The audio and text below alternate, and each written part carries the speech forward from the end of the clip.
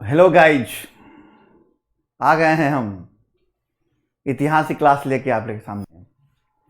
और इतिहास क्लास जो है ये तो बैच चल रहा था टारगेट 68वीं बीपीएससी के लिए, मगर अब से जो इतिहास पढ़ाया जाएगा कि सिर्फ बीपीएससी में काम नहीं आएगा।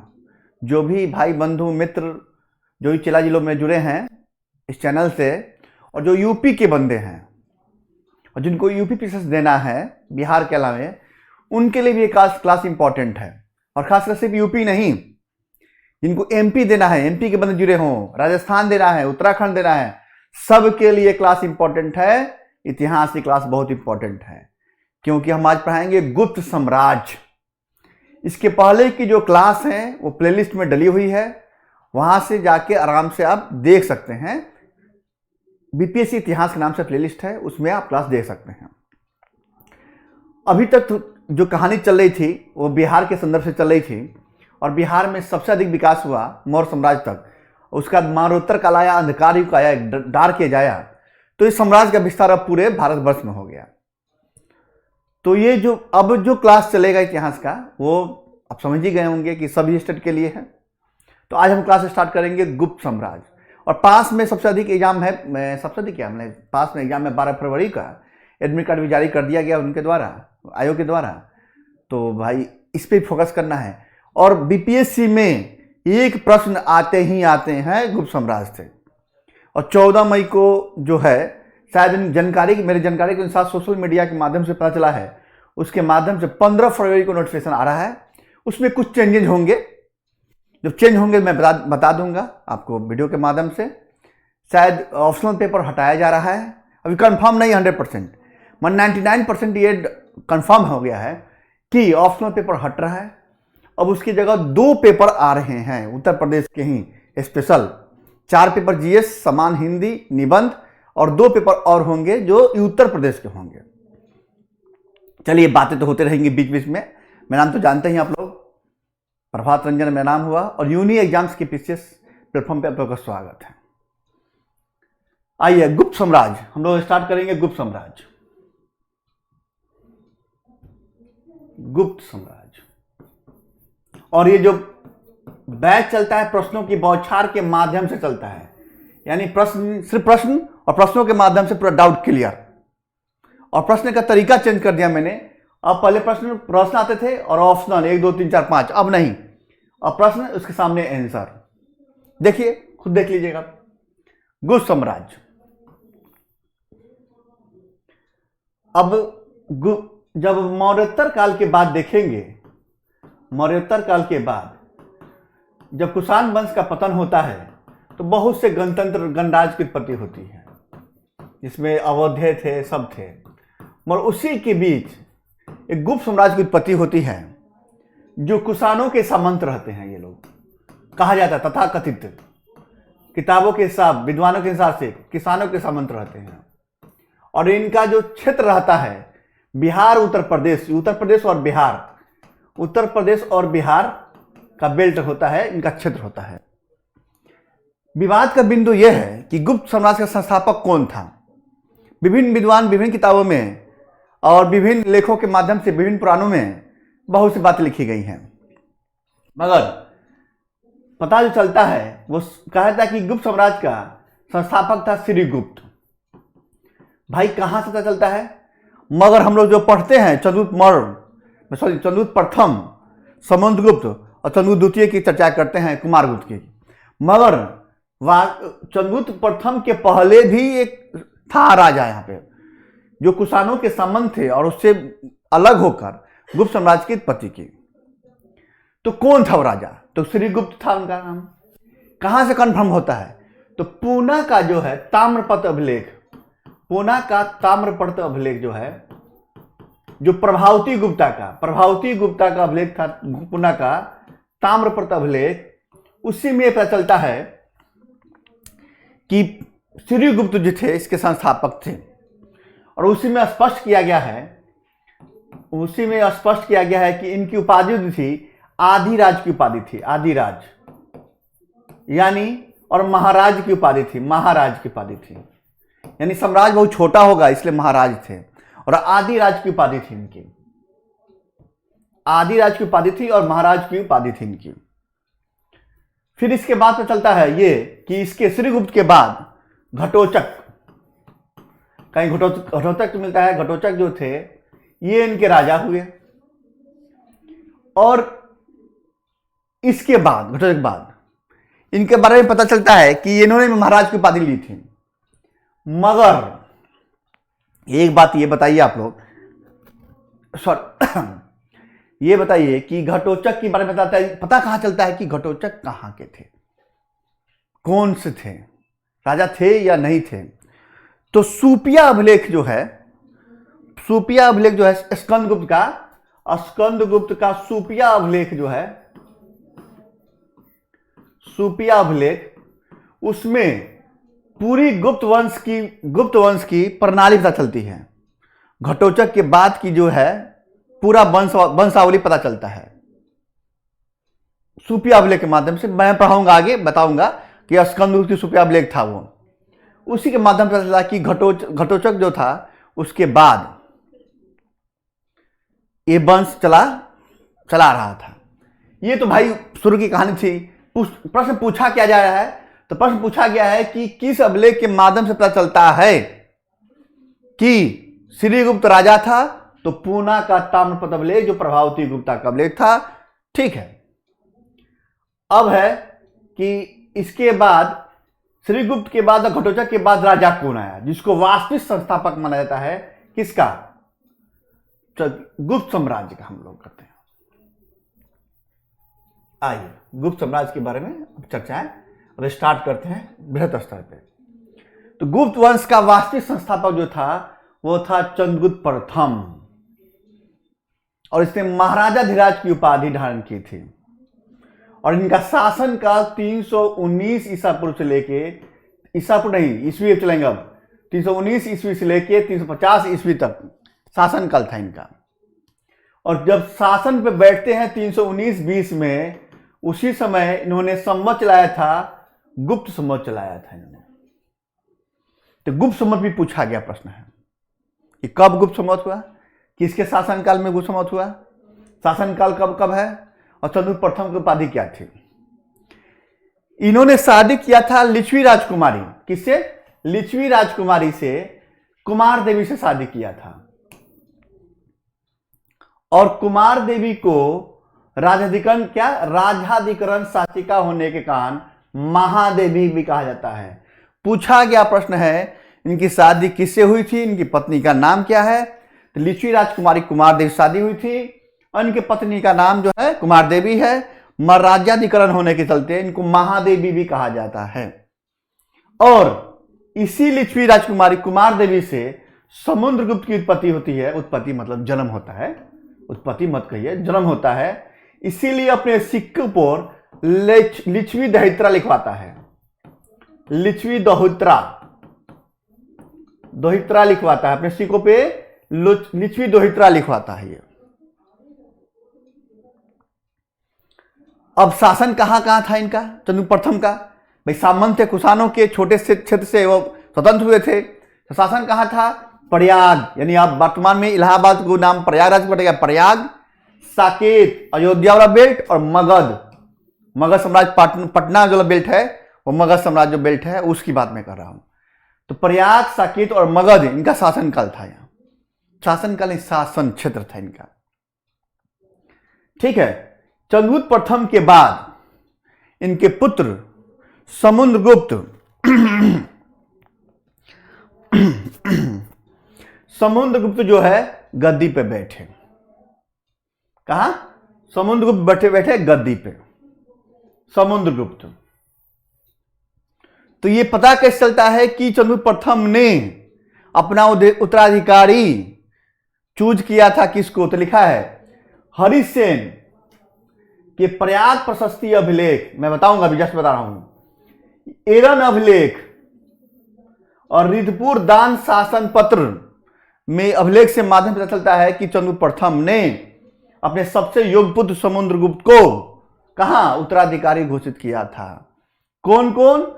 प्रयाग प्रशस्ति अभिलेख जो हरिसेन का था, एरन अभिलेख जो भानुगुप्त के समय का था, और रिधपुर दान शासन अभिलेख जो है इसके माध्यम से चलता है कि इन्होंने अपने सबसे योग्य पुत्र समुद्रगुप्त को उत्तराधिकारी नियुक्त किया था।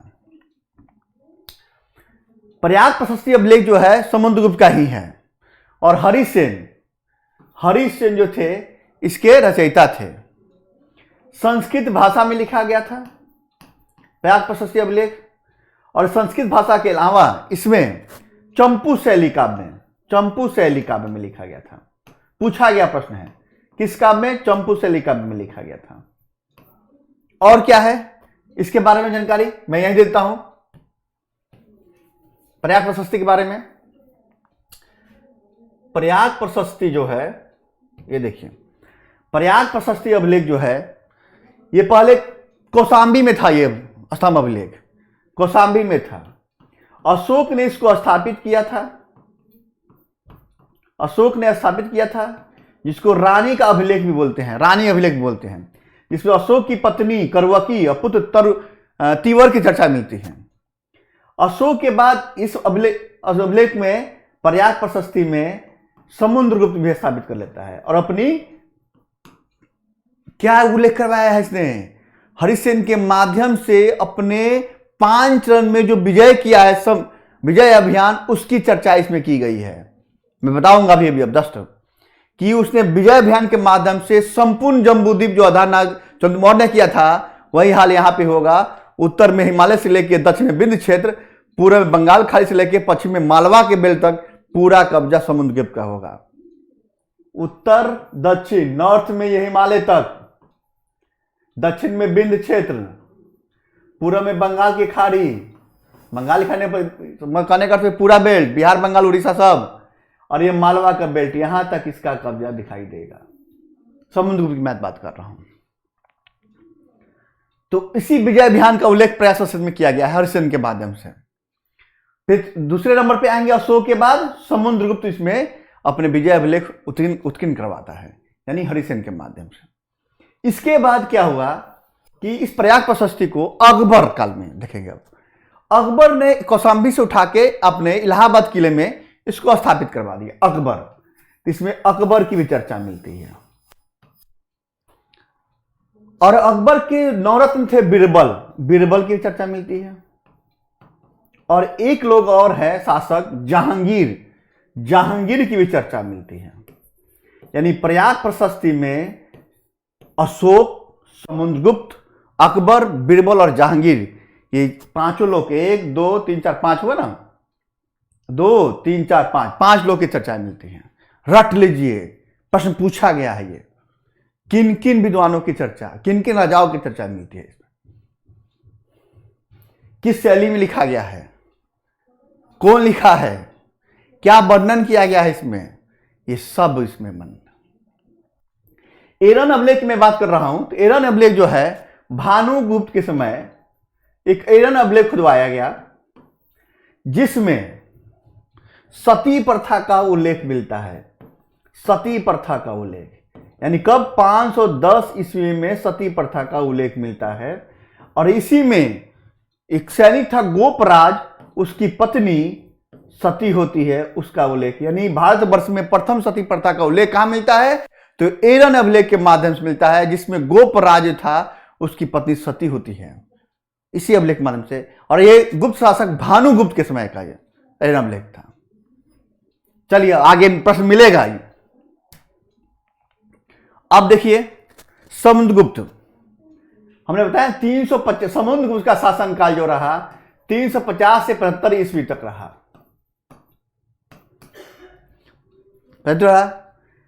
इनका पुराना नाम जो था कच्चा था, कच्चा मिलता है कहीं कहीं, कच्चा। इसीलिए क्योंकि अपने राज को समुद्र तक फैलाने के कारण ही ने समुद्र कहा गया है। अभी बताए थे ना कि बंगाल की खाड़ी तक ने पहुंचा दिया था। इनका पुराना नाम कच्चा है और समुद्र तक फैलाने का को समुद्र कहा गया है। शासनकाल 350 से 75 ईस्वी तक। और इनकी उपाधि क्या क्या है देखिए, इन उपाधियां पूछती है।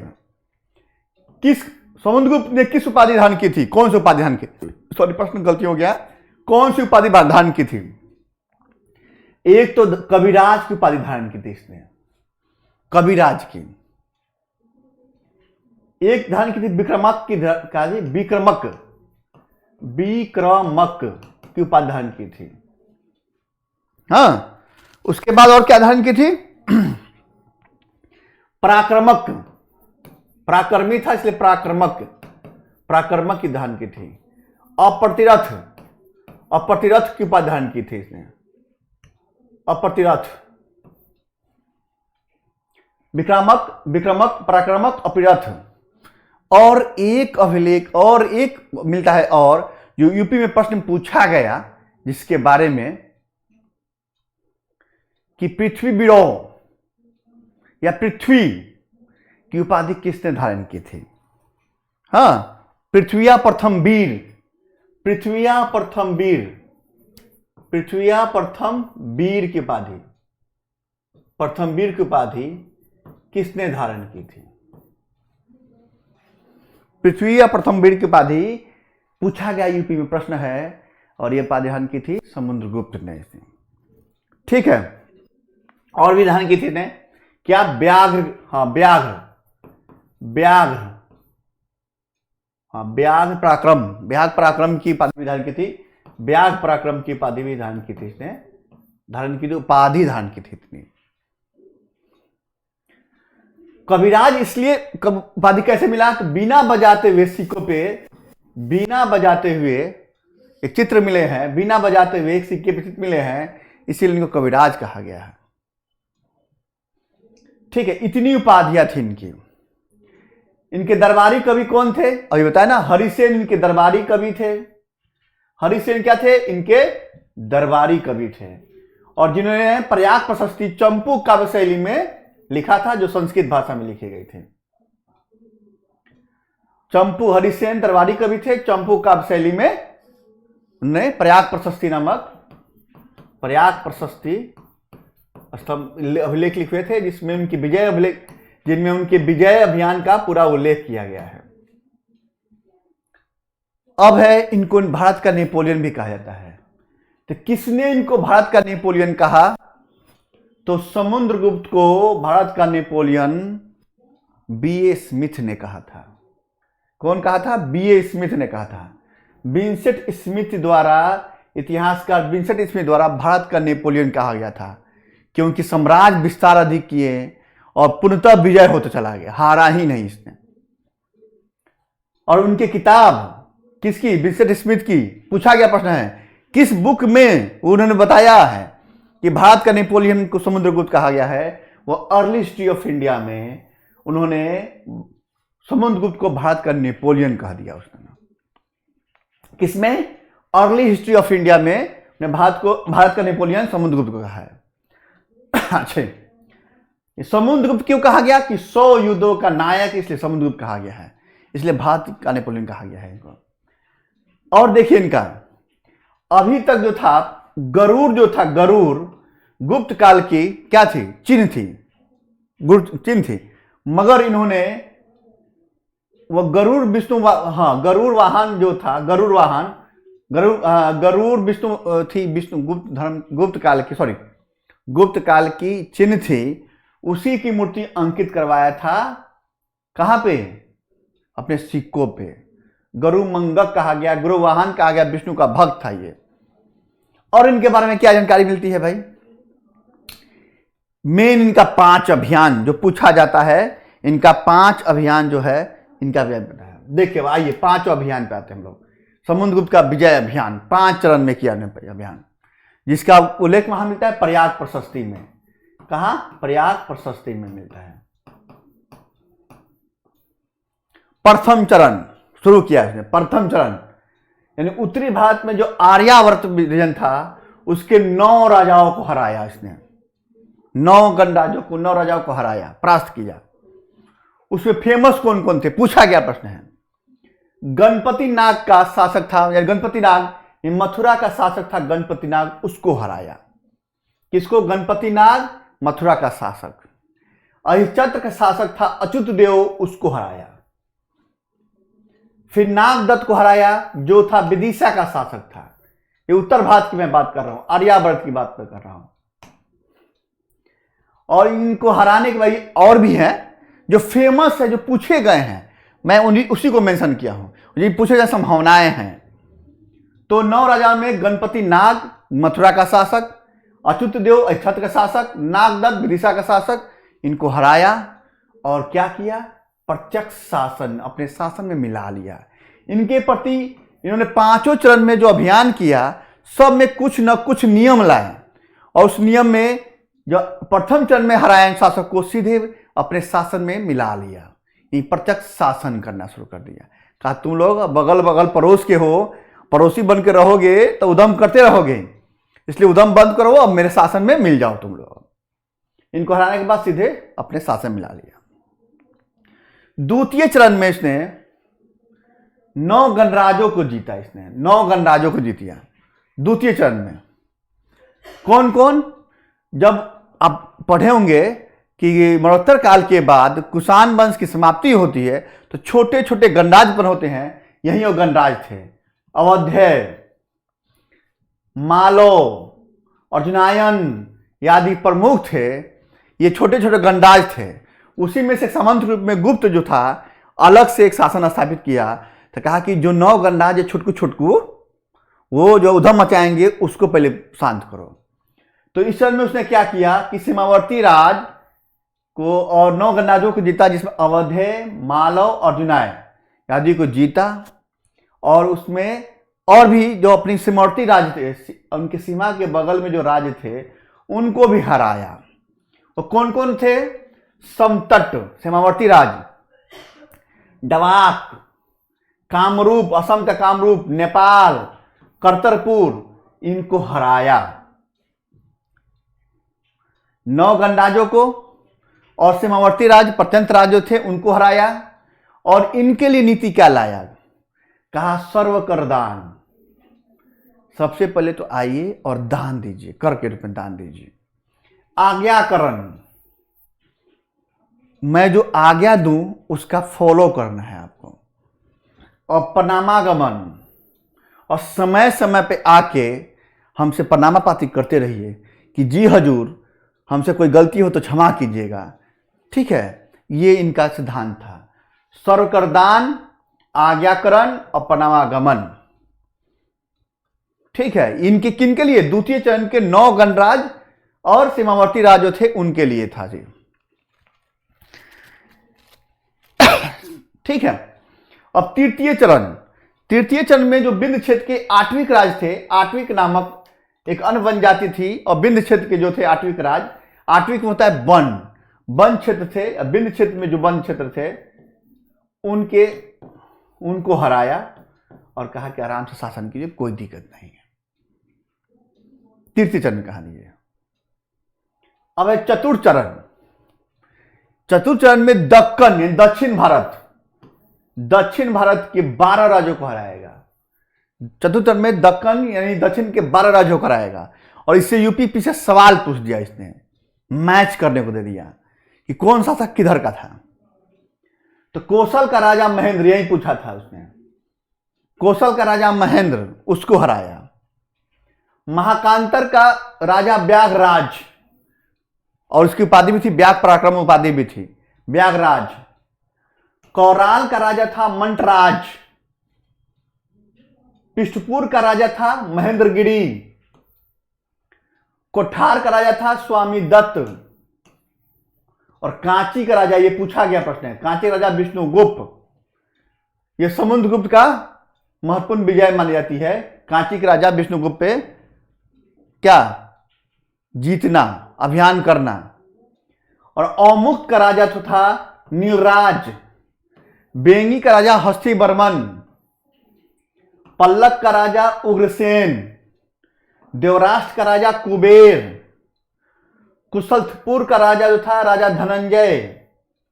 और एरंडपल का राजा था दमन। इनको 12 राजाओं को इसने क्या किया, हराया दक्कन के, और इनके लिए भी कुछ नियम लाया।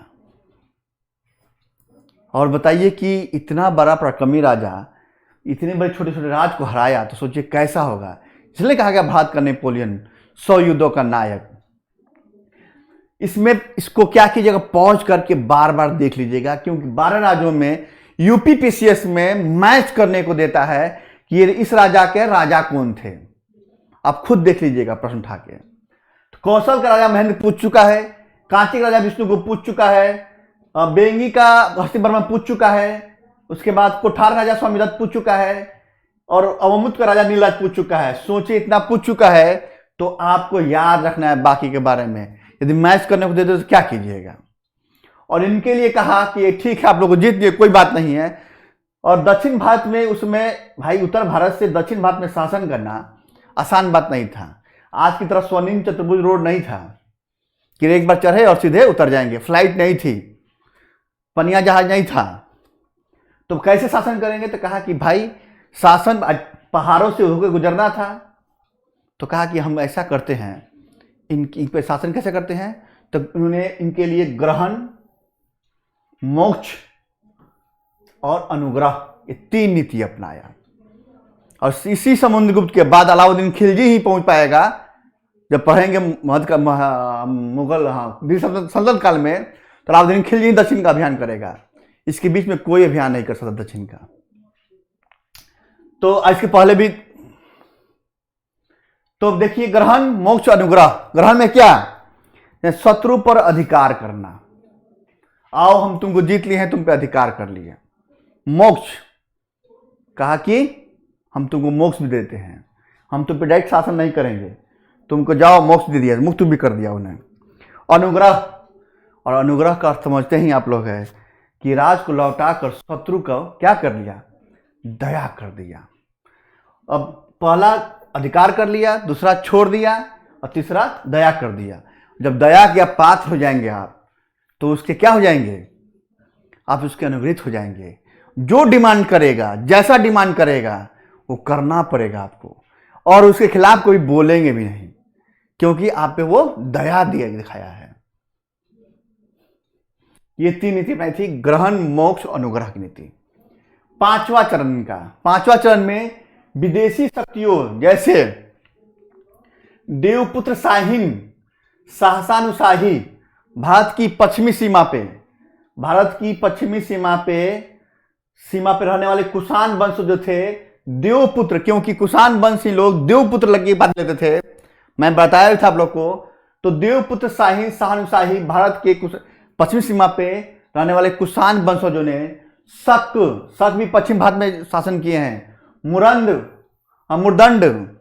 बोलते हैं, मुरुदंड, सॉरी। और सिंघल द्वीप तो श्रीलंका को बोला गया भाई। और सिंघल द्वीप और सर्वद्वीप वासनी, इन राजाओं को जीता इसने, यानी विदेशी शक्ति को जीता इसने। और इनके लिए ने 3 विधि अपनाई। जब विदेशी शक्ति को जीता तो इनके लिए 3 विधि अपनाई। भाई क्या क्या पूछा गया प्रश्न है, कौन सी विधि अपनाया था उन्होंने? तो कहा कि आत्मनिवेदन कीजिए, पहला। और आत्मनिवेदन करने का अर्थ क्या हुआ? कि गुप्त सम्राट के सामने स्वयं को हाजिर होना। आइए निवेदन कीजिए कि हे प्रभु, हे महाराज, आपसे हम हार गए हैं, आपसे निवेदन करते हैं। क्या निवेदन करते हैं भाई? दूसरा कन्योपायन, दूसरा अपनी पुत्रियों की शादी गुप्त राजाओं से राजघराने में कीजिए। दूसरा कहा कि एक तो भाई वैवाहिक संबंध स्थापित कर लीजिए, उसके बाद आप तो कुछ बोलेंगे नहीं। भाई अपने यदि शादी हो जाती है किसी घर में तो दुश्मनी तो बोलेंगे नहीं। और तीसरा गुरुमंदक, यानी अपने विषय या भुक्ति के लिए गरुड़ अंकित मोहर, क्योंकि गरुड़ राजकीय चिन्ह था गुप्त साम्राज्य का, उसे छपे हुए मोहर शासनादेश प्राप्त करना। ले जाइए गरुड़ युक्त मोहर जो है ले जाइए, चलाइए भी और शासनादेश प्राप्त कीजिए। ये था 3 था, आत्मनिवेदन, कन्योपायन और गुरुमंदक। अब ये था 5 चरण इनके, जिनके माध्यम से इन्होंने क्या किया कि पूरा साम्राज्य स्थापित कर लिया। इसलिए भारत का नेपोलियन कहा जाता है। चलिए आगे आइए। इस जीतने के बाद, इस जीतने खुशी में उसने अश्वमेध यज्ञ कर दिया।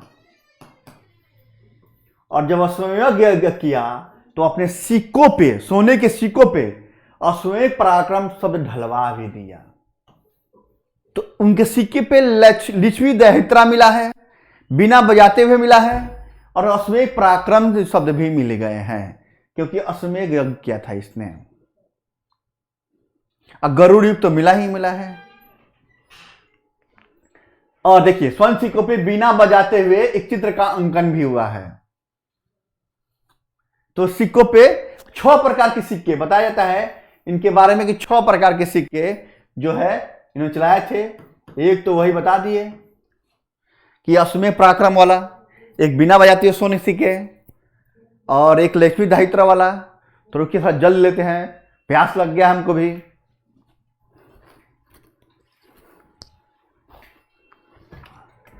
अरे सचिन जी,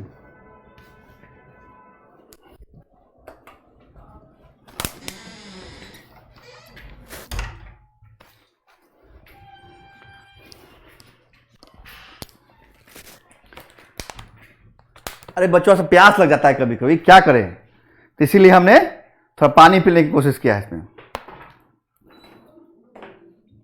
मिल गया मेरे बाप, बचवा को बोले थे तो उसने डाला नहीं था, हम कहे कोई बात नहीं, वो डाल देगा। हाँ, हम क्या बताया कि 6 प्रकार के उसने सिक्के चलाए थे। जब सिक्का पढ़ाएंगे तो बताएंगे। इसे जान लीजिए कि एक सिक्के में अश्वमेध पराक्रम, बिना बजाते हुए, गरुड़ युग सिक्के, ये सब सिक्के प्राप्त हुए हैं इसके। अब है उसी के समय, किसके समय, समुद्रगुप्त के समय ही पूछा गया प्रश्न। देखिए समुद्रगुप्त के समय ही सिंघल द्वीप के शासक मेघवर्ण ने बोध गया में एक बौद्ध मठ बनाने की आज्ञा मांगा। तो उन्हें आज्ञा दिया और वो बौद्ध विहार बनाया भी, और कुछ गांवों को दान में भी दे दिया कि कुछ गांव लीजिए, इसके माध्यम से बौद्ध विहार के जो भिक्षु रहते हैं वो अपना खर्चे चला सकते हैं। ये प्रश्न पूछा गया है। और उसके बाद समुद्रगुप्त की मृत्यु जो होती है वो पाटलिपुत्रा शहर, यानी वर्तमान में पटना बिहार में हो जाती है। कहाँ? पाटलिपुत्रा शहर पटना बिहार में इसकी मृत्यु हो जाती है। ये बौद्ध धर्म को संरक्षण दिया था, इसलिए वसुबंधु जो बौद्ध विद्वान थे उनको भी संरक्षण दिया था। ये वसुबंधु जो बौद्ध विद्वान थे उनको संरक्षण दिया था, इसीलिए इसने धर्म प्रचार सॉरी। अब देखिए इस समुद्रगुप्त के बाद कौन हुआ, तो कुछ चीजें हैं मैं बता रहा हूं अभी कि समुद्रगुप्त के बाद ये देखा जाता है कि मुद्रा राक्षस देवी चंद्रगुप्तम, विशाख दत्त की देवी चंद्रगुप्तम, और नाट दर्पण जो है नाट दर्पण रामचंद्र गुणचंद्र, और हर्षचरित कौन सा बाणभट्ट वाला हर्षचरित, काव्यमांस राजशेखर वाला काव्यमांस, और राष्ट्रकूट अमोघ वर्ष के शक संवत 795 में संजन तमपत्र पूछा गया है। सब जो भी लिखे हैं संजन तमपत्र, पता चलता है कि चंद्रगुप्त द्वितीय से पूर्व एक शासक हुआ रामगुप्त शासक हुआ जो समुद्रगुप्त का उत्तराधिकारी था, मगर इसका पूर्णतः साक्ष्य उपलब्ध नहीं होने के चलते इसकी इतिहासकार व्याख्या नहीं कर पाते हैं। मगर मिलता कहां कहां देख लीजिए, नाट दर्पण के रामचंद्र गुणचंद्र वाले, मुद्रा राक्षस एवं देवी चंद्रगुप्तम, ये दोनों विशाख दत्त का है। याद रखिएगा, पूछेगा, यही पूछेगा, या फैक्ट है। मुद्रा राक्षस और देवी चंद्रगुप्तम ये इसके राइटर थे विशाख दत्त। हर्षचरित के वान भट्ट, काव्यमांस राजशेखर के थे, काव्यमांस के राइटर राजशेखर। राष्ट्रकूट अमोघ वर्ष के शक संवत 795 में संजान तमपत्र है, उसके माध्यम से पता चलता है कि गुप्त शासक रामगुप्त शासन करता था, समुद्रगुप्त का उत्तराधिकारी था। और इसके बारे में कहा यह जाता है कि रामगुप्त बहुत अयोग्य शासक था, शक शासक से हार चुका था, और शक शासक से हारने के कारण इसने अपनी पत्नी ध्रुव देवी को शक शासक से शादी करने के लिए क्या किया, तैयार हो गया। ये बात इसके भाई जो थे, कौन, चंद्रगुप्त द्वितीय, जो विक्रमादित्य के नाम से फेमस हुए, वो सुने और गए और अपने, क्या कि वो बहुत योग्य शासक थे, बहुत ही योग्य थे, और गए वो शक शासक को मारे और अपने भाई को ही मारे। कहा कि ये जो चट्टा है, इतना बड़ा साम्राज्य खड़ा कर गया मेरा बाप, उसको ही बर्बाद कर रहा है, तो उसको ही मारे और ध्रुव देवी से शादी कर ली। तो आइए अब हम पढ़ते हैं कि चंद्रगुप्त द्वितीय, इसके बाद आए चंद्रगुप्त द्वितीय। ठीक है, चंद्रगुप्त द्वितीय का शासनकाल जो है इसके बाद आता है, जो कब से कब तक है चंद्रगुप्त द्वितीय शासनकाल, आपको 375 से 414 ईस्वी तक शासन करता है चंद्रगुप्त द्वितीय। द्वितीय ने भी उपाधि धारण की थी। कौन कौन? एक तो विक्रमादित्य,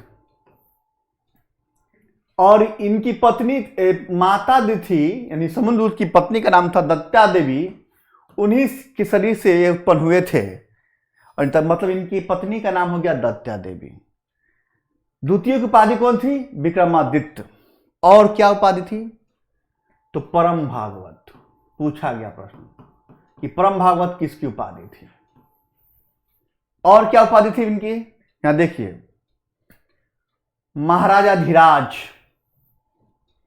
चंद्रगुप्त द्वितीय अश्वमेव किया है, तो अश्वमेध पराक्रम, महाराजा धीराज, श्री विक्रम, सकराड़ी, परम भागवत, देवश्री, देवगुप्त, इतनी उपाधियां थी जो पूछा जाता है बार बार एग्जाम में। सकरारी इसलिए कि इसने शक शासक रुद्र सिंह तृतीय को हराकर पूरे शक साम्राज्य का ही विनाश कर डाला, और इसी शक शासक के विजय के उपलक्ष्य में इसने सकरारी की उपाधि धारण कर ली, और इसी से शक शासक हराने के कारण इसे व्याघ्र शैली के सिक्के भी जारी किए थे। इसने व्याघ्र शैली के सिक्के भी जारी किए थे, व्याघ्र शैली के सिक्के जारी किए थे।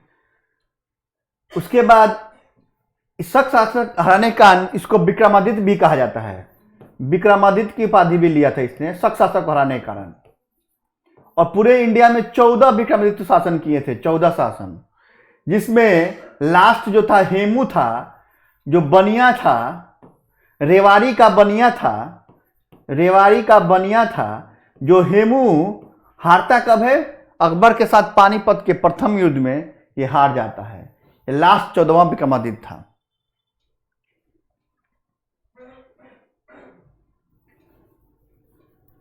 आया समझ में?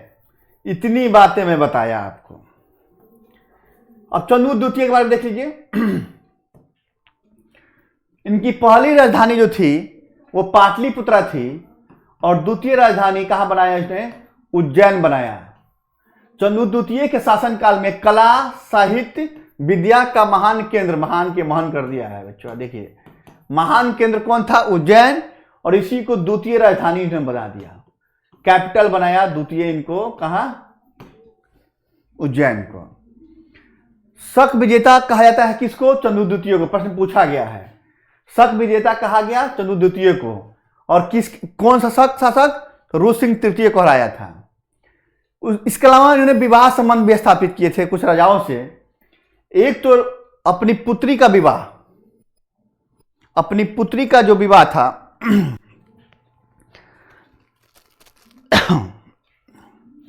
एक तो खुद शादी किए थे नाग राजकुमारी कुबेर नागा से। नाग राजकुमारी कुबेर नागा से ये खुद शादी किए थे, कुबेर नागा से। दूसरी अपनी पुत्री का विवाह, लिखा है चंद्रगुप्त द्वितीय ने अपनी पुत्री प्रभावती गुप्ता, यानी गुप्ता नहीं गुप्त, प्रभावती गुप्ता फेमस हुई।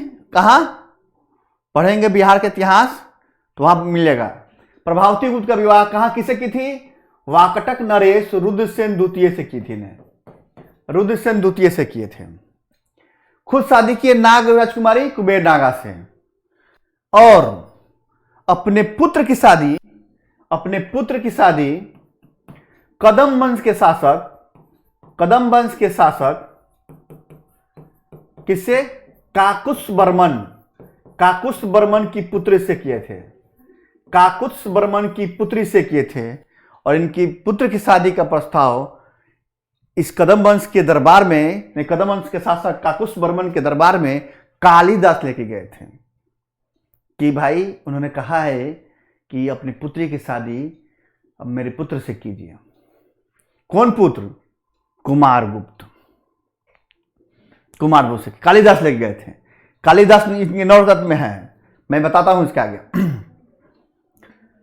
उसके बाद आता है क्या भाई, देखिए, राजकुमारी से शादी कर लिए, वैवाहिक संबंध स्थापित करके भी साम्राज्य स्थापित कर लिए, साम्राज्य को बढ़ाया भी इन्होंने। तो भाई इनका साम्राज्य कहां से कहां तक? अब जब साम्राज्य बढ़ाए तो कहां से कहां तक? तो वही आला हाल है। पूर्व में बंगाल की खाड़ी, उत्तर में समस्त उत्तर पर, हाँ, इधर आपको पश्चिम में नर्मदा नदी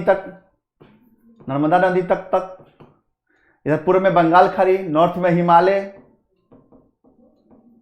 और दक्षिण भारत में विंध्य क्षेत्र तक ही फैला हुआ था। यानी अब थोड़ा सा मालवा से हट के समुद्र से अब नर्मदा नदी तट तक आ चुके थे ये। उसके अलावा उपाधि तो बता ही चुके हैं। चंद्रगुप्त द्वितीय जो विष्णु का उपासक था, निवाहन गरुड़ था, जो गुप्त साम्राज्य का राजकीय चिन्ह था। यानी पूरा गुप्त साम्राज्य का जो भी चिन्ह थे, जो धर्म थे, वो वैष्णव था। वैष्णव धर्म का पालन करने वाले थे लोग, वैष्णव धर्म के पालन करने वाले लोग थे पूरा गुप्त साम्राज्य के लोग। इसके अलावा इनके दरबार में, इनके अलावा और क्या काम किए इन्होंने? ये कला साहित्य के बहुत बड़े संरक्षक थे, और इसीलिए इनके काल को स्वर्ण काल भी कहा जाता है। कैसे स्वर्ण काल कहा जाता है इनके काल को? देखिए, इन्होंने 9 विद्वानों को संरक्षण दिया। यानी 9 रत्न की चर्चा की जाती है इतिहास में। वो किसके नाम से है? 9 विद्वानों ने दिया, वो चंद्रगुप्त द्वितीय के नाम से है। कौन विद्वान है भाई? किनको संरक्षण दिया? तो कालिदास, नाम तो सुनते ही जानते ही होंगे आप लोग, कालिदास। दूसरा कौन है? अमर सिंह। तीसरा कौन है? कालिदास, अमर सिंह। उसका वराहमिहिर। उसके बाद वरुचि, उसके बाद छपनक, उसके बाद शंकु, बेताल भट्ट, ये जादूगर था बेताल भट्ट। कितना हुआ? 1 2 3 4 5 6 7। हाँ, एक था घटकार पर। एक कौन छूट रहा है भाई? कालिदास, वराहमिहिर, अमर सिंह। हाँ, एक चिकित्सक छूट गया, धन्वंतरी चिकित्सक। यानी कालिदास, वराहमिहिर, वरुचि, छपनक, अमर सिंह, बेताल भट्ट जादूगर, शंकु, घटाकर पर बोलते हैं, और धन्वंतरी चिकित्सक। कालिदास तो जानते ही, यहाँ पर अमर सिंह जानते ही हैं। इतने लोगों को उन्हें संरक्षण दिया था अपने दरबार में। यानी ये विद्वान संरक्षण देने वाला था। इसके अलावा इसीलिए इस काल को स्वर्ण काल कहा जाता है। इसके बाद इसका पुत्र जो है गद्दी पर बैठा, पता नहीं क्या है, गला फंस रहा है।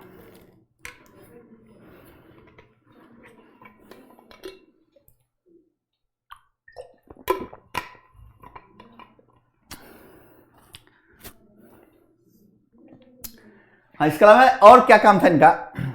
इन्हीं के दरबार में फाहियान आया था घूमने। कौन? फाहियान। चीनी यात्री फाहियान आया था, जिनकी यात्रा वृत्तांत है यिंतु। यिंतु क्या है? इंतु। इंतु इनकी यात्रा वृत्तांत है। फाहियान इन्हीं के दरबार में आया था। फाहियान इन्हीं के दरबार में आया था घूमते फिरते, और इनकी यात्रा वृत्तांत है यिंतु पूछा जाता है। इसके अलावा महरौली में कौन सा महरौली? दिल्ली के कुतुब मीनार के पास महरौली। दिल्ली के कुतुब मीनार के पास महरौली, वहां एक स्तंभ खुदा है। उस स्तंभ की खासियत है कि कौन ऐसा केमिकल लगा है जो आज तक जंग ही नहीं खाया। ठीक है। और इस स्तंभ में चंद्र नामक राजा का उल्लेख मिलता है। चंद्र नामक राजा का उल्लेख मिलता है, जिसे पता चलता है कि यह चंद्रगुप्त द्वितीय के शासनकाल का है। और इसमें बंग शासक, बंगाल के शासक, बंग शासक लिखा हुआ है। बंग शासक कहने का कोई बंग शासक था, उसको हराने के उपलक्ष्य में महरौली में स्तंभ अभिलेख खुदवाया था इसने, जिसमें चंद्र नामक शासक था। और पूर्णतः ये पत्थर था नहीं था, लोहा तांबा का उपयोग किया गया था। इसमें ऐसा केमिकल लगा है तो जंग ही नहीं खाया। इसके पूरे यात्रा वृत्तांत का, चंद्रगुप्त द्वितीय के पूरे यात्रा वृत्तांत कहां मिलता है? तो उदयगिरि अभिलेख जो है, उदयगिरि अभिलेख में पूरा मिलता है इनके यात्रा वृत्तांत, इनके सामाजिक जीवन, चंद्रगुप्त द्वितीय के बारे में, और पूरा इनका साम्राज्य विस्तार। उदयगिरि अभिलेख इनके काल का फेमस अभिलेख था, जिनमें पूरा इनकी घटनाक्रम की उल्लेख मिलता है उदयगिरि अभिलेख में।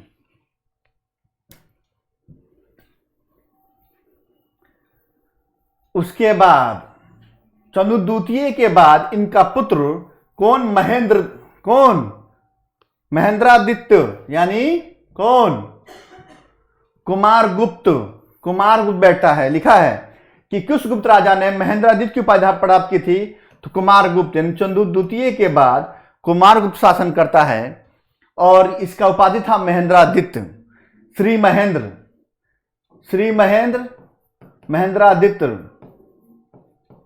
महेंद्रादित्य इनकी उपाधि थी। और बिल्सन अभिलेख इनका फेमस अभिलेख था, जिनसे इनके क्या शासन काल की बारे में पता चलता है, और कब इस गद्दी पर बैठे इसके बारे में चर्चा की गई है बिल्सन अभिलेख में। अब देखिए आगे लिखा है कि किस गुप्त शासक ने अश्वमेध यज्ञ किया था? तो कुमारगुप्त ने। और इसका फेमस काम क्या है? तो नालंदा विश्वविद्यालय की स्थापना किसने की थी? तो कुमारगुप्त ने की थी। किसने की थी? कुमारगुप्त ने किया था। उसके बाद कौन कौन से अभिलेख है जिनके माध्यम से कहा जाता है कि सबसे अधिक अभिलेखों खुदवाने वाले, अभिलेख उत्कीर्ण कराने वाले जो शासक हुए गुप्त काल के, वो थे कौन? यही कुमारगुप्त। तो उनका बिल्सन अभिलेख, राजरोहन की प्रथम तिथि की चर्चा इसमें की गई है, जो है एटा उत्तर प्रदेश में। मथुरा का अभिलेख, मथुरा अभिलेख, फिर यह भी उत्तर प्रदेश में है। सांची अभिलेख, यह मध्य प्रदेश के रायसेन डिस्ट्रिक्ट में है। उदयगिरि गुहालेख, जो जैन धर्म से संबंधित है। तुमेन अभिलेख, इसी तुमेन अभिलेख में इनकी चर्चा मिलती है। किस तुमेन अभिलेख? ग्वालियर मध्य प्रदेश में है। गढ़वा का शिलालेख, जो इलाहाबाद उत्तर प्रदेश में है, गढ़वा का शिलालेख। इतने अभिलेख जो फेमस अभिलेख मैं बताया हूं। और एक अभिलेख तो छूट ही गया इसमें, मंदसौर अभिलेख, जो इन्हीं के काल का था, और जिन इसके रचनाकार वत्स भट्टी। कौन था? वत्स भट्टी था। इन्हीं के काल का था, इनका रचनाकार वत्स भट्टी था। मंदसौर अभिलेख इन्हीं के काल का था, और इस रचनाकार वत्स भट्टी था। ठीक है। इसमें रेशम वस्त्र के बारे में पता चलता है, रेशम वस्त्र के बारे में पता चलता है। ठीक है, आगे देखिए। आ गया मंदसौर अभिलेख मध्य प्रदेश में है, यानी केवल कुमारगुप्त बल्कि समस्त गुप्तकालीन इतिहास के बारे में प्रकाश डालने वाला अत्यंत महत्वपूर्ण स्रोत है। और इसकी रचना संस्कृत के प्रकांड विद्वान वत्स भट्टी ने विक्रम संवत 529 यानी 473 ईस्वी में एक प्रशस्ति के रूप में किया था। शक संवत तो जानते ही हैं आप लोग, कब? 78 ईस्वी में जो राजरोहण हुआ था कनिष्क का उसमें। और गुप्त संवत जानते ही हैं, गुप्त संवत 319 ईस्वी में। तो दोनों के बीच एक बार अंतर पूछ दिया, जब घटाएंगे तो 241 वर्ष आएगा अंतर, ये अंतर पूछ दिया था। अरे कहां भाग गया भाई?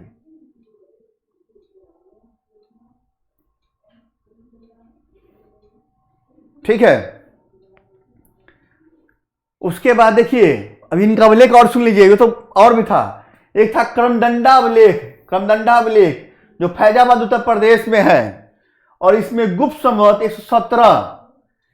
117 का उल्लेख है। और इसकी रचना जो किए थे इनके मंत्री पृथ्वी सेन द्वारा की गई थी। किसकी मंत्री? कुमारगुप्त के मंत्री पृथ्वी सेन द्वारा किया गया था। एक अभिलेख पूछा गया यूपी में प्रश्न, मानकुंवर अभिलेख जो इलाहाबाद में है, और इसमें ये लेख बौद्ध धर्म से संबंधित है, बौद्ध धर्म से संबंधित है। मानकुंवर अभिलेख इलाहाबाद में। एक है दामोदर ताम्रपत्र अभिलेख, दामोदर ताम्रपत्र अभिलेख जो दीनापुर बांग्लादेश में है।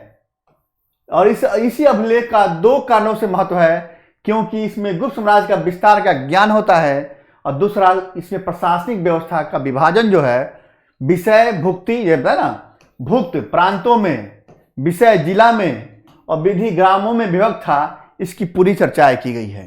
कहाँ? दामोदरपुर ताम्रपत्र अभिलेख जो है दीनापुर बांग्लादेश में है। यह अभिलेख दो कारणों से फेमस है, क्योंकि पहला इसका विस्तार ज्ञान होता है किसका? गुप्त साम्राज्य का। और दूसरा गुप्तकालीन प्रशासनिक व्यवस्था की विभाजन बताया गया है, जिसमें साम्राज्य भुक्ति में, फिर विषय में, फिर विधि में सब था। ठीक है, इतना अभिलेख है जिनके माध्यम से आपको पूरा पता चल जाता है कुमारगुप्त और पूरा गुप्तकालीन इतिहास। इसके बाद इन्हीं के समय, कुमारगुप्त के समय ही हुनों का आक्रमण करता है, और स्कंदगुप्त जो राजकुमार था जाके हुनों पर विजय पाता है। यानी हुनों पे विजय पाने वाला कौन था? तो स्कंदगुप्त था। यानी कुमारगुप्त के बाद जो शासक आएगा, कौन आएगा? अब स्कंदगुप्त, जिसको सक्रादित्य कहते हैं, क्योंकि सक्रादित्य भी कहा गया है इनको। देखिए लिखा होगा सक्रोपम। स्कंदगुप्त को किस लेख में सक्रोपयम कहा गया है? इस कहोम स्तंभ अभिलेख में। इनका एक कहोम स्तंभ अभिलेख था जिसमें सक्रोपम कहा गया है। भीतरी स्तंभ अभिलेख में पता चलता है कि पुष्यमित्र और हुनों के साथ स्कंदगुप्त का युद्ध हुआ था, उसका उल्लेख मिलता है भीतरी स्तंभ अभिलेख में मिलता है, भीतरी स्तंभ अभिलेख में मिलता है। इन्हीं का अभिलेख था। और जूनागढ़ अभिलेख से पता चलता है कि इन्होंने क्या शकों को भी हराया था, जूनागढ़ अभिलेख से। किस अभिलेख से? तो जूनागढ़ अभिलेख से पता चलता है कि इन्होंने हुनों के आक्रमण को विफल भी किया था। हुन जो आक्रमण किए थे, पहला हुन आक्रमण यही हुआ था, उसके बाद मिहिर कुल आक्रमण करेगा, हुन आक्रमण मिहिर कुल, जिसको नरसिंह गुप्त बलादित हराया था। तथा कथित बातें हैं। चलिए आगे बढ़ाएंगे। फिर इन्हीं का इंदौर स्तंभ अभिलेख भी है, इंदौर स्तंभ अभिलेख भी है, जो मध्य गुप्तकालीन धार्मिक जीवन के बारे में पता चलता है इंदौर स्तंभ अभिलेख से। इसी अभिलेख में तेलीय श्रेणी की पता चलता है, तेलिया श्रेणी का, तेलियों की श्रेणी का पता चलता है, तेलियों की श्रेणी। और मंदसौर अभिलेख में रेशम बुनकर पता चलता है। आइए सुपिया अभिलेख।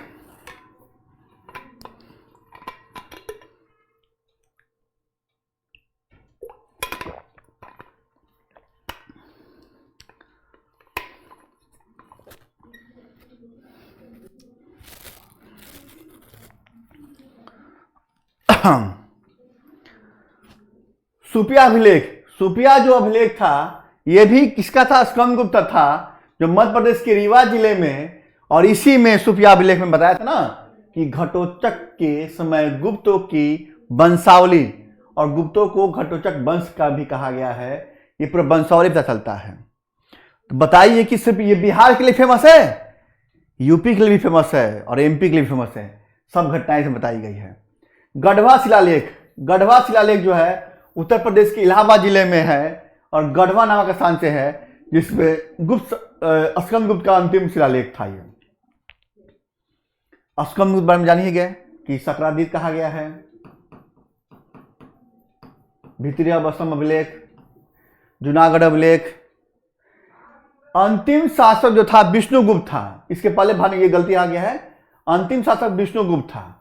अंतिम शासक जो था विष्णुगुप्त था। तो सती प्रथा का प्रथम अभिलेख, एरन अभिलेख कहां मिलता है? तो 510 ईस्वी में भानुगुप्त के शासनकाल में। और कहा जाता है कि नरसिंहगुप्त बलादित्य के समय इसने हून आक्रमण मिहिर कुल जो था, एक हून था, उसको हराया था, मिहिर कुल को। और इसी मिहिर कुल को यशोधर्मन भी हराया था। यशोधर्मन जो राजा था वो भी हराया था, ये पूछा जाता है। यशोधर्मन, मालवा शासक यशोधर्मन, और नरसिंहगुप्त को मिहिर कुल में हराया था। ये हून थे ये लोग। तो गुप्त काल की राज दरबारी भाषा क्या थी? संस्कृत। इनका व्यक्तिगत धर्म क्या था? वैष्णव धर्म। और हमने जो बताया है कि अब स्वर्ण काल क्यों कहा जाता है और कौन कौन से विद्वान हुए, अब उनके बारे में चर्चाएं हम लोग कर लेते हैं। गुप्त काल के सबसे बड़े गणितज्ञ कौन थे? आर्यभट्ट थे। कौन थे गणितज्ञ? आर्यभट्ट थे। तो इनकी रचना क्या थी? आर्यभट्टियम। आर्यभट्ट ने किसकी रचना की थी? आर्यभट्टियम की रचना की थी। सब फैक्ट जान लीजिए, दम याद रख लीजिएगा, छपेगा प्रश्न एग्जाम में। गुप्त युग किस रचना में पृथ्वी गोल कहा है? गुप्त युग की किस रचना में कहा गया कि पृथ्वी गोल है और परिक्रमा करने की जानकारी प्रदान करता है? तो आर्यभट्टियम में। क्या? आर्यभट्टियम जो आर्यभट्ट का था, कहा गया पृथ्वी गोल है और पृथ्वी परिक्रमा करता है, उसकी जानकारी मिलती है। गणित क्षेत्र में नवीन सिद्धांतों की जानकारी और प्रसिद्ध गणितज्ञ आर्यभट्ट का दशमलव पत्ती का भी आविष्कार किया था। आर्यभट्ट ने गणित क्षेत्र में नवीन सिद्धांत दिए थे और दशमलव पत्ती की जानकारी भी प्राप्त होती है आर्यभट्ट के माध्यम से। आर्यभट्ट ने सूर्य सिद्धांत नामक ग्रंथ की रचना की, सूर्य सिद्धांत। और इसने बताया जो नक्षत्र विज्ञान से संबंधित था। किससे? सूर्य सिद्धांत मतलब नक्षत्र विज्ञान से संबंधित था। यह ग्रंथ उपलब्ध नहीं है और इस ग्रंथ की रचना आर्यभट्ट ने की थी। आर्यभट्ट का किताब था सूर्य सिद्धांत, उसी में उसने नक्षत्र विज्ञान की भी चर्चा कर डाला था। नक्षत्र, ग्रह नक्षत्र की बात मैं कर रहा हूं। उसके बाद इसी काल में ब्रह्मगुप्त भी आया। ब्रह्मगुप्त इस काल का प्रसिद्ध गणितज्ञ था, ये भी गणितज्ञ था। वो ब्रह्म सिद्धांत नामक किताब बनाया। कौन? ब्रह्म सिद्धांत नामक किताब लिखा उसने। और ब्रह्मगुप्त ने ही खगोलीय समस्याओं के लिए बीज गणित का प्रयोग करना आरंभ किया। किसके लिए? खगोलीय समस्याओं के लिए बीज गणित का प्रयोग करना आरंभ किया। और एक बात और, ये पूछा गया प्रश्न है कि चक्रीय चतुर्भुज के सिद्धांत का वर्णन किसके द्वारा दिया गया था? तो ब्रह्मगुप्त के द्वारा दिया गया था 7वीं शताब्दी ईस्वी में। शासनकाल तो हो ही चुका था। चक्रीय चतुर्भुज सिद्धांत का वर्णन किसके द्वारा किया गया था? तो ब्रह्मगुप्त के द्वारा 7वीं शताब्दी में किया गया था। उसके बाद ब्राह्मण जो नवरत्न थे, ये खगोल शास्त्री था। तो इसी किताब का नाम क्या था? बृहत सिद्धांत। क्या था? बृहत सिद्धांत। और पंच सिद्धांतिका। क्या था? बृहत सिद्धांत और पंच सिद्धांतिका। खगोल शास्त्री थे ब्राह्मण, इनकी किताब थी। और बृहत संहिता में उन्हें नक्षत्र विज्ञान, वनस्पति शास्त्र, प्राकृतिक इतिहास, भौतिक भूगोल संबंधित विषयों का वर्णन किया है इन्होंने। किसका? बृहत संहिता में उन्होंने नक्षत्र विज्ञान, वनस्पति शास्त्र, प्राकृतिक इतिहास और भौतिक भूगोल संबंधित विषय वर्णन किया है। भाई टॉपिक इतना इंपॉर्टेंट है ये गुप्त काल कि हर स्टेट पीसीएस में एक सवाल पूछते हैं। और सिर्फ स्टेट पीसीएस में नहीं, यूपीएससी में पूछा जाता है। भाई तरीके बदल दिए जाते हैं, स्टेटमेंट करके दिया जाता है। उसके बाद आर्यभट्ट के जो ग्रंथ थे उस पे भास्कर ने टीका लिख डाला। भास्कर ने टीका लिखा, उसका नाम क्या था? महाभास्कराचार्य, लघु भास्कराचार्य और भास के रूप में प्रसिद्ध हुए। भास्कर ने टीका लिखा आर्यभट्ट पे और किताब का नाम था महाभास्कराचार्य, लघु भास्कराचार्य और भाष्य के रूप में प्रसिद्ध था। इसी समय एक अष्टांग हृदय के रचनाकार हुए वाग्भट्ट। वाघभट्ट ये भी एक थे, उसमें इस काल के थे, इसीलिए गुप्त काल को स्वर्ण काल कहा जाता है। अष्टांग हृदय के रचनाकार थे वाघभट्ट। एक हाथियों को रोगों से निदान देने के लिए चिकित्सा हेतु किताब लिखा गया था। पालकम नामक पशु चिकित्सक ने हाथियों को रोग से निदान के लिए किताब नाम क्या लिखा था? देखिए क्या था? हस्त्या आयुर्वेद। हस्त्या आयुर्वेद ने हाथियों को आयुर्वेद के माध्यम से चिकित्सा के लिए हस्त्या आयुर्वेद नामक किताब लिख डाला उसने। और धन्वंतरी जो नवरत्न में शामिल थे, चंद्रगुप्त के दरबार में थे। और नागार्जुन इसी काल के प्रसिद्ध चिकित्सक के रूप में भी फेमस हुए थे। और रस चिकित्सा एक नामक किताब लिख डाला उसने। नागार्जुन ने रस चिकित्सा नामक किताब लिख डाला। ये सब प्रश्न पूछे गए हैं, जितने हम हाईलाइट कर रहे हैं सब प्रश्न पूछे गए हैं। यूपी बिहार हर जगह पूछा जाता है। ब्रह्म सिद्धांत, भास्कराचार्य, बृहद सिंहांता, एकदम मैच करने को देता है भाई। इसलिए पॉज कर करके और स्क्रीनशॉट ले लेके पढ़ लीजिएगा।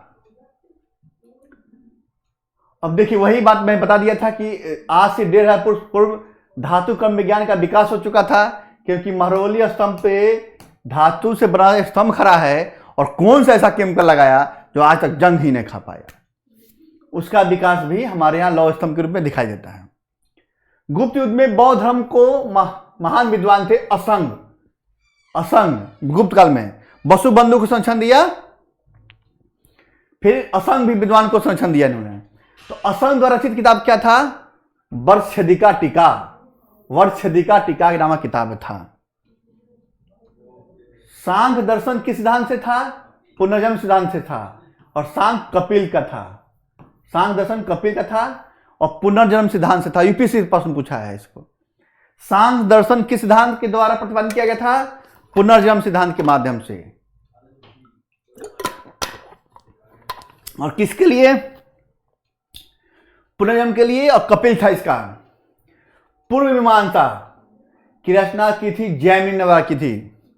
तो उत्तर मीमांसा बद्रायन द्वारा। पूर्व मीमांसा जैमिनी, तो उत्तर मीमांसा बद्रायन। बद्रायन द्वारा किया गया था। और न्याय गौतम का था। न्याय जो था गौतम का था।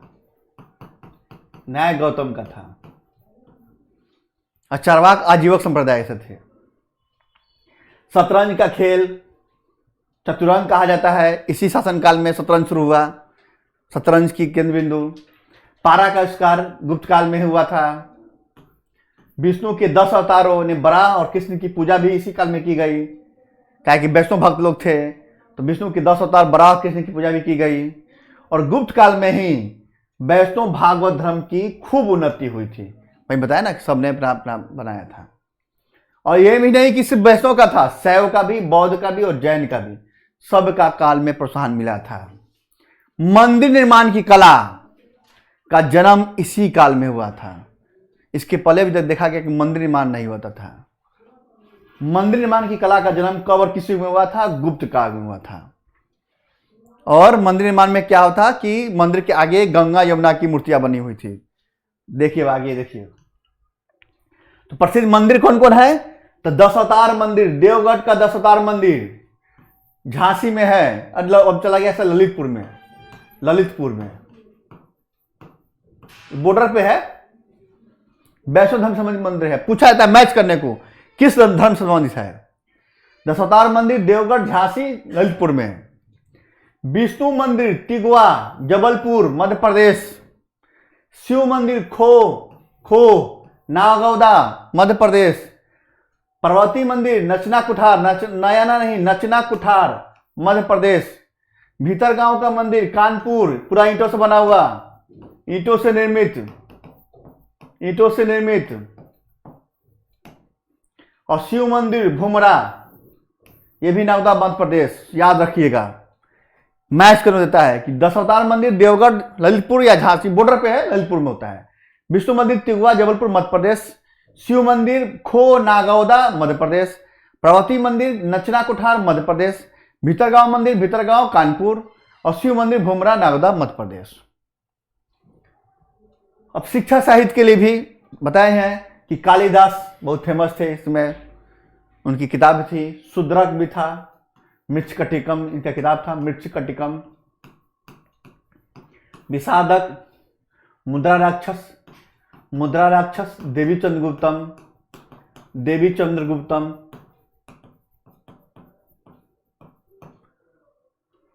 भारवी, भोट, भास, विष्णु शर्मा का पंचतंत्र विष्णु शर्मा। कई साहित्यकार हुए। पुराणों का वर्तमान स्वरूप का विकास यहीं दिखाई देता है। पुराणों के रामायण महाभारत का अंतिम संकलन यही होता है। महाभारत को जय भारत कहा गया है, जय संहिता, नॉट महाभारत, जय संहिता। कहा जाता है कि 2,40,000 श्लोक था इसमें, 40,000 श्लोक था।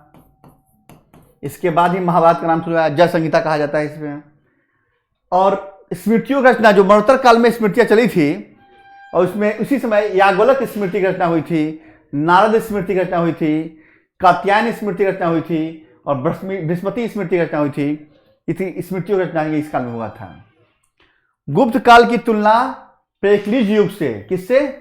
पेरिक्लीज युग से किया जाता है, यानी एथेंस के इतिहास में, और एलिजाबेथ युग यानी अंग्रेजी साहित्य के इतिहास से की जाती है, क्योंकि इतने साहित्य का विकास यहां हुआ है और साहित्यकार थे इन राजाओं के दरबार में, और किताबों ने लिखा उन्होंने, जो आज भी फेमस है। देखिए प्रसिद्ध रचनाएं क्यों, देखिए मृच्छकटिकम का शूद्रक, रट लीजिए अब भाई, एकदम पॉज करके बार बार वो करके स्क्रीनशॉट लेके रट लीजिए। पूछा जाता है मृच्छकटिकम शूद्रक का, मुद्रा राक्षस देवी चंद्रगुप्तम विशाखदत्त का, भारवी का कृतार्जुनम, भट्टी का रावण वध, स्वप्नवास दत्तम, चारु दत्त, उर्भुंग, कनभा और पंचरात्रि सब भास का है। किसका है? भास का। क्या ये पूछा गया है? चारु दत्त, स्वप्नवास दत्तम, चारु दत्त, उर्भंग, कनभा और पंचरात्रि, ये सब भास का किताब है। और कालिदास तो जानते ही हैं, भारत का शेक्सपियर। देखिए कुमार संभवम, अभिज्ञान शाकुंतलम, विक्रमोर्वशीयम, मालविका अग्निमित्रम। ये अग्निमित्र याद है ना, गुप्त शुंग वंश वाला अग्निमित्र, उसी पर आधारित है। मेघदूतम और ऋतु संहारम, ये नाटक था, नाटक इस समय का नाटक, कुछ कविता भी था, नाटक था। और अभिज्ञान शाकुंतलम में इन्होंने अंगूठवन शब्द का प्रयोग किया है, अंगूठवन शब्द का प्रयोग किया गया है, जो किसके लिए? घूंघट के लिए प्रयोग किया गया था, स्त्रियों के लिए घूंघट के लिए प्रयोग किया था अभिज्ञान शाकुंतलम में। तो कुमार संभवम, अभिज्ञान शाकुंतलम, विक्रमोर्वशीयम, मालविका अग्निमित्रम, मेघदूतम और ऋतु संहारम, जो संस्कृत जिनका ऑप्शन होगा इनको सब पढ़ना है भाई, और जो संस्कृत पढ़े भी होंगे उनको सब पढ़ना था। आप लोग रट लीजिए इसको। पंचतंत्र विष्णु शर्मा, पंचतंत्र कहानी जानते ही है विष्णु शर्मा का। अभिधर्म कोशम वसुबंधु, जो संरक्षण दिया गया था, वसुबंधु को किसने दिया था? समुद्रगुप्त द्वारा दिया गया था। प्राण समुच्चम, दिग्नाग, ये भी बहुत विद्वान थे। प्राण समुच्च, सांख्यकारिका,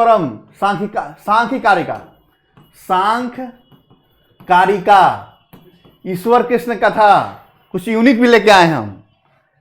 और 10 प्रदास शास्त्रम, जो चंद्र कथा, और अमर कोश तो जानते हैं कि अमर सिंह का, नवरत्न वाले। न्यास जो था जितेंद्र बुद्ध कथा। शिशुपाल जो था शिशुपाल वध माघ कथा, शिशुपाल वध जो था माघ कथा था। और भारत का शेक्सपियर कहा जाता है कालिदास को। और भारत की किस रचना का सर्वप्रथम यूरोपीय भाषा में अनुवाद किया गया था? तो अभिज्ञान शाकुंतलम का किया गया था। थोड़ा जल ग्रहण कर ले।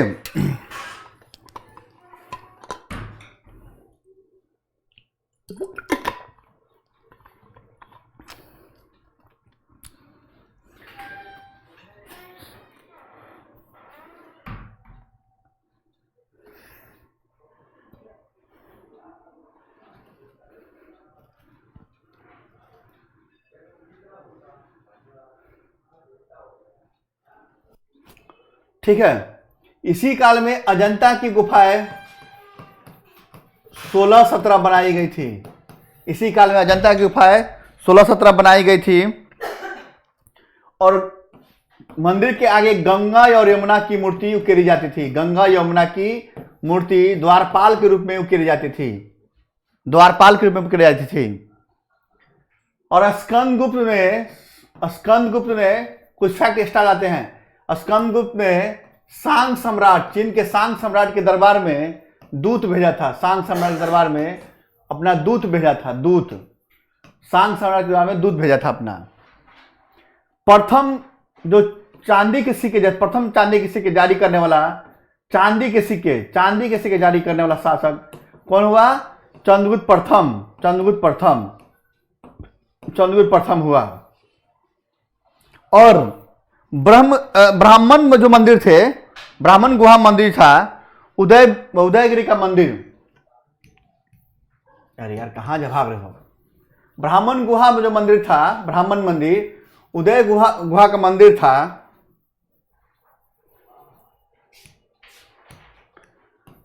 ब्राह्मण मंदिर उदयगिरी का गुहा मंदिर था। यह चंद्रगुप्त द्वितीय के काल में बना था। चंद्रगुप्त द्वितीय के काल में बना था और उसका मंत्री वीरसेन था। इसका मंत्री वीरसेन ने विष्णु का मंदिर, विष्णु और बराह अवतार की मंदिर, विष्णु और बराह अवतार की मूर्ति बनाई थी। इसके अलावा स्कंदगुप्त ने जो सुदर्शन झील का निर्माण कराया था, जीर्णोद्धार सुदर्शन झील का, इसका जो प्रांतपति था पर्णदत्त का पुत्र चक्रपलित, उसने भी यहाँ पे विष्णु के मंदिर का विष्णु मूर्ति स्थापित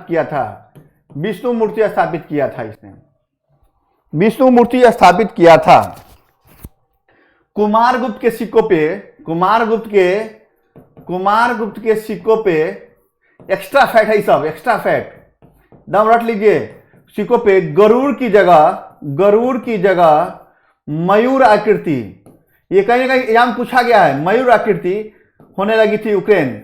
मयूर आकृति यानी कार्तिकेय की फोटो, कार्तिकेय का चित्र उकेरा डालने लगा था, जबकि गरुड़ गुप्त काल का राजकीय चिन्ह था।